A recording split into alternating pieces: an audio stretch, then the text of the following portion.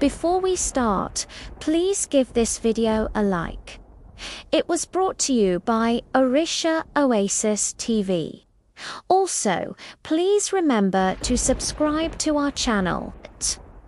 Once upon a time in the kingdom of Oyo, there was a great and powerful ruler named Shango. Was just and fair, and his wisdom and courage were renowned throughout the land. He was a fierce warrior, but also a compassionate leader who cared for the welfare of his people. Shango saw Oshun, the stunning goddess of love and beauty, and instantly fell for her. But Oshun was already promised to another man, Eleggua, the trickster god. Eleggua was known for his cunning and intelligence, but he could be a bit of a prankster too, and he had a habit of getting into mischief. When Shango heard that Eleggua was the one who had stolen Oshun's heart, he wasn't deterred. He went to Eleggua and challenged him to a contest to see who was the most powerful of the two. Eleggua, being the trickster that he was, agreed to the challenge. And so it began, the battle of wits and magic between the trickster god and the ruler of Oyo. The first task was to bring the most valuable treasure to the altar of Oshun, the goddess of wealth. Eleggua found a treasure chest of gold and jewels and brought it to the altar. But Shango was not to be outdone.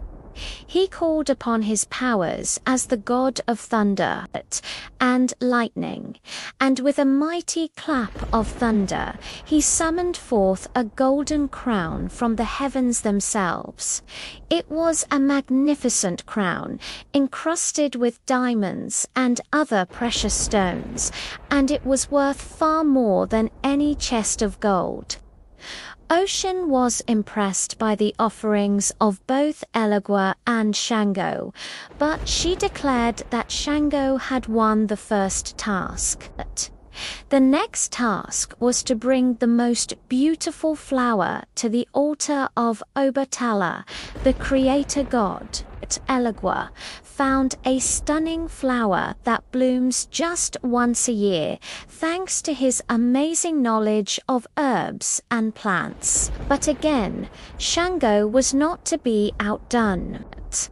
He called upon his powers over the weather, and with a gentle breeze he brought forth a single white rose that was more beautiful than any flower that Eleggua could have imagined. Obatala was impressed by the offerings of both gods, but he declared that Shango had won the second task. The final task was to please the Orisha Ogun, the god of iron and war. And this was a difficult task, as Ogun was a very strict and demanding deity. Eleggua whipped up a healing potion that Ogun desperately needed to heal his battle wound. But Shango, knowing that Ogun valued strength and courage above all else, decided to do something truly impressive. He called upon his powers and transformed himself into a magnificent lion, the most powerful and feared animal in the jungle. And he performed a ritual dance that was so mesmerizing that Ogun was completely captivated by it. When the dance was over, Ogun was in awe of Shango's power and declared him the winner of the third and final task. So Shango had won the contest, but what did it get him? But Eleggua kept his promise and let Oshun be with the powerful Shango, and so they were married in a grand ceremony that lasted for days. There was only one thing that neither of them had anticipated. Yomoya was already pregnant with Eleggua's child. This caused quite a stir in the kingdom, as it meant that Shango would not have any children of his own, and Elebu would not be able to claim Yemoya as his wife. However, Shango was a kind and merciful ruler, and he took Eleggua's child under his wing, giving him the title of prince. And so the kingdom of Oyo continued to prosper under the rule of Shango and Yemoja.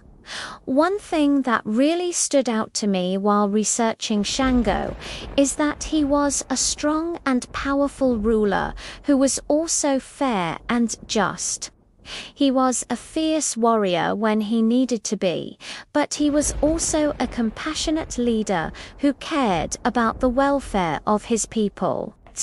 I also found it interesting that he was a devout follower of the Orishas, and he was known for his piety and his commitment to the Yoruba religion. So if you want to know more about the Orishas and the Yoruba religion, then I highly recommend checking out some of our other videos. We have a lot of videos about different Orishas, including videos about Eleggua, Yemoja, Oshun, Obatala and Ogun. We also have videos about the Yoruba creation story and other important aspects of the Yoruba religion. So if you're interested in learning more, then please check out our other videos. Thank you for watching, and we'll see you next time. If you enjoyed this video, don't forget to like, share and subscribe so you don't miss anything.